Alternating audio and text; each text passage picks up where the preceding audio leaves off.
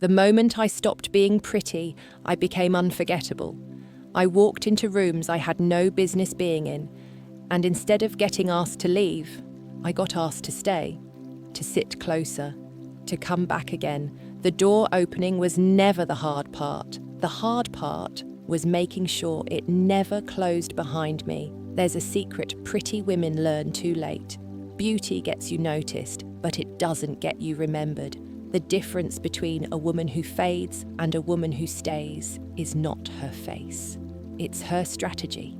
Stay with me, because what I learned next will change how you walk into every room forever.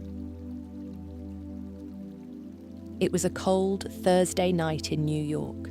I got invited to a private dinner in Tribeca. Not because of who I was, but because of how I looked in a photo. The old me would have gone just to be seen, smiled, laughed, left with nothing. But something had shifted in me. I stopped treating rooms like parties and started treating them like possibilities. That night, I walked in with intention. And that's when I noticed him. Not the most attractive, but the most watched. His name was Nathaniel. He stood near the window like he owned every room he entered. People approached him carefully, waiting for permission to exist in his space. I watched him for 20 minutes before making any move. Not nervous, just learning. The old me would have chased his attention, but I knew better now. Women who chase attention rarely keep it. So I joined a conversation about art and became genuinely absorbed. 10 minutes later, Nathaniel joined our circle. He said, "You're the first person tonight who hasn't tried to pitch me something." Most women would have blushed and said something self-deprecating. I didn't. I said, "I'm not here to pitch. I'm here to learn who's worth knowing." Something shifted in his expression. For the first time, he looked genuinely interested. My response didn't just get his attention, it got his curiosity. And curiosity doesn't fade when you leave the room. He asked what I was learning. I told him honestly how rooms like this actually worked. He laughed and said, "You're the most honest person I've met in months." That night, I left with his number.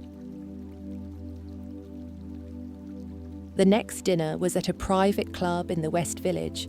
No sign on the door, a waiting list measured in years.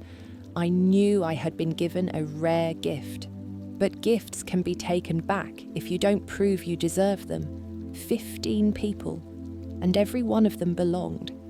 I felt like an imposter, but I didn't let that voice control me. The old me would have tried to prove I belonged. The new me understood. Belonging is demonstrated over time, not performed. Nathaniel introduced me to Dominic and Vivienne. Both would later change my life. But what I didn't realise, my friend Ava was learning these same lessons somewhere harder. Ava worked at a top consulting firm for 4 years. Smart, capable. Passed over for promotion 3 times. She called me one night. Voice focused, she said, "They don't promote the best performer. They promote the person they can't imagine the room without." That hit me like cold water. Being good is not enough. Being visible, strategic, essential, that creates movement. Ava stopped waiting to be recognised. She made herself impossible to overlook. Within 6 months, competitors started recruiting her. Suddenly, her company wanted to keep her. 6 months later, I was no longer the new person in the room. I was someone whose absence was noticed. The invitations kept coming, but now they were different. They came with offers attached and opportunities embedded. I had turned attention into access. Now I was learning to turn access into leverage. There's a moment when you stop feeling grateful for every invitation and start evaluating which ones deserve your time. Saying yes to everything makes you available to everyone and valuable to no one. So I started declining invitations that felt like obligations. Something interesting happened. The more selective I became, the more desirable my presence became. People worked harder to get my time. Scarcity had created value. I had been building my platform slowly, sharing pieces of my life without any real strategy. Then something shifted. A post went further than usual, then another. Suddenly, my phone filled with messages from people who felt like they knew me. For the first time, I had an audience no one gave me. I built it myself. That ownership changed everything. I didn't need gatekeepers anymore. Brands started reaching out. Aligned brands willing to pay for access. The girl who once hoped for invitations was now receiving offers. That's the difference between dependence and freedom. Charlotte was one of my oldest friends. We met in our early 20s when neither of us had anything. We used to split appetizers and dream about lives we couldn't afford. She watched my transformation with what I thought was support. Then her comments became less frequent. Then her texts stopped. I heard she was saying things about me, things that didn't sound like pride. She told people I had changed, like staying small was a promise I broke. When someone rises, it feels like failure to those watching. Charlotte wasn't angry at who I became. She was uncomfortable with who she stayed. I chose silence. Months later, she apologized. I accepted with warmth, not access. The principles I learned started applying everywhere. Business, relationships, friendships, family. I stopped reacting and started responding. I stopped performing and started positioning. Life felt less like something that happened to me, more like something I designed. There's a calm that comes with strategy. When you know how rooms work, you stop fearing them. I wasn't manipulating anyone, just understanding dynamics and participating consciously. Ava called. She got the promotion. You were right, she said. Strategy really keeps doors open.